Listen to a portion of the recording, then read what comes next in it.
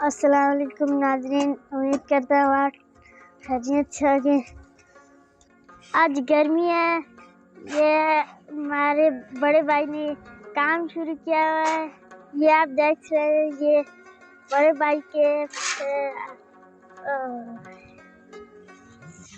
पसीना गेटों से निकल रहा है और ये हमारे तायाबू ब्लॉग बना रहे हैं।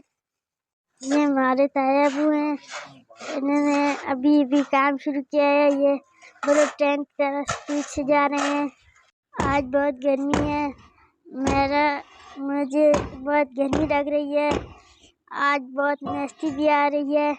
ये आप मेरे पीछे पहाड़ देख सकते हैं, पहाड़ों के ऊपर चीड़ के पौधे दरख्त लगे हुए हैं। ये हमारा भाई है, इसको आज बहुत ही गर्मी लगी हुई है और बहुत ही मज़ा आ रहा है काम करके। ये हमारा तायाबू है, इन्होंने बहुत सारे ब्लॉग बना दिए हैं। आज पेशी का टाइम हो गया है, यहाँ पर बहुत गर्मी होती है पेशी को।